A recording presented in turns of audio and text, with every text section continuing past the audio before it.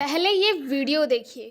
संत रविदास जी की जयंती के अवसर पर महाराष्ट्र में आरएसएस प्रमुख श्री भागवत जी द्वारा बयान दिया गया कि जाति व्यवस्था किसी भगवान ने नहीं अपितु पंडितों ने बनाई है। इससे साफ जाहिर हो गया धर्म के नाम पर गोरख धंधा हजारों साल से चल रहा था।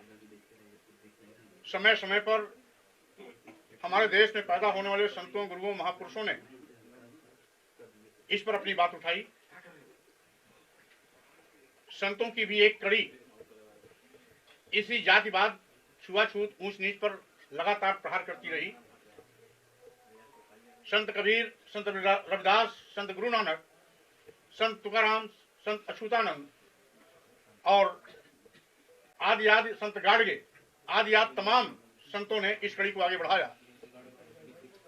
सामाजिक परिवर्तन के तमाम महानायकों ने भी समय समय पर देश में जातवाद के फैले कैंसर को खत्म करने के लिए अभियान चलाया। सामाजिक परिवर्तन के महानायक ज्योतिबा फुले जी, सावित्रीबाई फुले जी, बाबा साहब डॉक्टर अम्बेडकर, पेरियार रामास्वामी नाइकर, नारायण गुरु, मानवर कांशीराम जी, और उत्तर भारत में भी माननीय रामस्वरूप वर्मा जी, ललई सिंह यादव जी, महाराज सिंह भारती जी, बिहार में शहीद जगदेव लेलिन जी आदि लोगों ने इस पर समय समय पर प्रचंड प्रहार किया। अभी भी मेरा अनुरोध है कि यदि हिंदू धर्म सुरक्षित रहे, सुनिश्चित रहे, तो बुराइयों को दूर करने के लिए धर्माचार्य आगे आए। साथ ही साथ यदि कभी किसी पाठ्य पुस्तक में या किसी रचना में कहीं भी जाति सूचक शब्दों का प्रयोग कर नीच अधम कहा गया,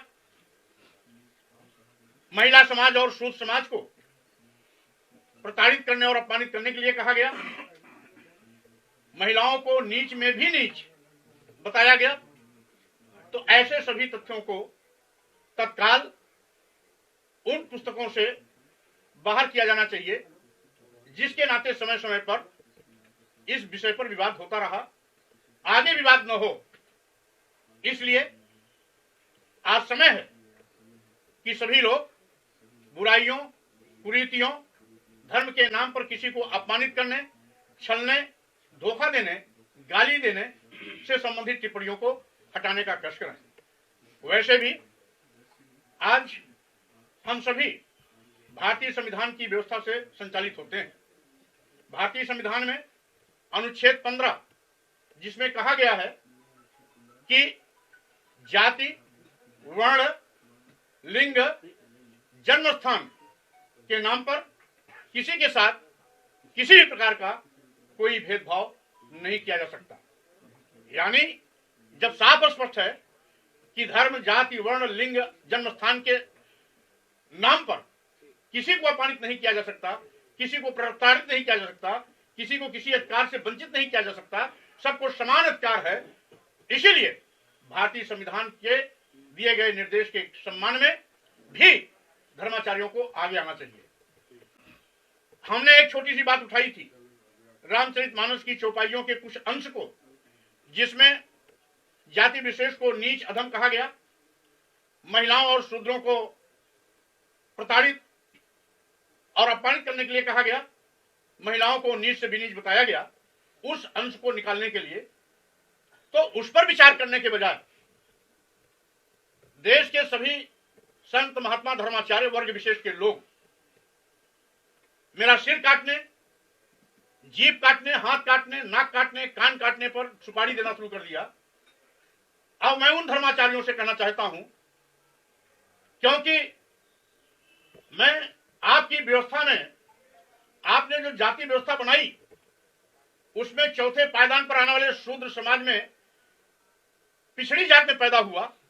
इसीलिए आपने मेरा सिर काटने के लिए, जुबान काटने के लिए, कान काटने के लिए, नाक काटने के लिए, हाथ काटने के फरमान को जारी कर दिया, क्या आपके अंदर हिम्मत है कि आरएसएस प्रमुख भागवत जी के भी सिर, जीभ, हाथ, नाक काटने की हिम्मत कर सकेंगे? इसलिए ऐसे ऐसे चिल्ली बखाने वाले लोगों से मैं कहना चाहता हूं कि अभी भी अकल ठिकाने पे आ जानी चाहिए। हमने आपको अपशब्द नहीं कहे, आपका अपमान नहीं किया, आपको किसी प्रकार की धमकी नहीं दी। हमने तो एक अनुरोध किया कि आपत्तिजनक टिप्पणी को हटाना चाहिए, तो उसको हटाने के बजाय आप एक आतंकवादी, हिंसक, अपराधी की भाषा बोलने लगे, तो स्वाभाविक रूप से आपकी यही सोच है जो समय समय पर हिंदू धर्म को कमजोर किया, जिसके नाते बाबा साहब डॉक्टर अंबेडकर जो हमारे देश के भारतीय संविधान निर्माता रहे, उनको कहना पड़ा था कि हम हिंदू धर्म में पैदा हो गए, हमारे बस में नहीं था, लेकिन मैं हिंदू होकर नहीं मरूंगा, ये हमारे बस में है। इसीलिए 1956 में नागपुर की दीक्षा भूमि पर बौद्ध धर्म ग्रहण किया था 10 लाख लोगों के साथ। यहां तक कि कई मौके पर आरएसएस प्रमुख भागवत जी ने यह भी कहा कि भारत में जो भी रहता है वो हिंदू धर्म का है। यहां तक कि उन्होंने यह भी व्याख्या किया कि अगर इस देश में किसी ने बौद्ध धर्म ग्रहण किया, जैन धर्म ग्रहण किया, ईसाई धर्म ग्रहण किया, इस्लाम धर्म ग्रहण किया, तो वो सब हिंदू हैं। समय समय पर इस धर्म को छोड़कर लोग अन्य धर्मों में गए हैं। इसका मतलब है ये धर्म की कमियां हजारों साल से चली आ रही हैं, जिसके नाते लोगों को इसी अपमानित और प्रताड़ित होने के फलस्वरूप उनको इस धर्म को छोड़ना पड़ा। अगर आप चाहते हैं इस धर्म का सत्यानाश न हो, तो अभी भी समय है, इसमें सुधार करें, संशोधन करें, आपत्तिजनक टिप्पणियों को हटावें, मानव सम्मान के विपरीत, मानव कल्याण के विपरीत जो भी तथ्य कहीं भी हैं उसको हटाने का काम करें। हमने तो रामचरितमानस की जिक्र की थी, लेकिन आरएसएस प्रमुख भागवत जी की इस बयान से अब तो हर पुस्तकों में जहां भी जाति व्यवस्था का वर्णन है, वो चाहे वेद हो, पुराण हो, मनुस्मृति हो, सभी अब विवाद के दायरे में धीरे धीरे आएंगे। ये विवाद न बढ़े, राष्ट्रहित में यही है। संविधान के निर्देशों का पालन करना और सम्मान करने में भी अपना धर्म है, और आपको इस हिंदू धर्म को सुरक्षित करने के लिए भी चिंता के साथ आगे पहल करनी चाहिए और कमियों को दूर करने का प्रयास करना चाहिए। तो आपने सुना बहुजन समाज के नेता स्वामी प्रसाद मौर्य जी ने क्या कहा।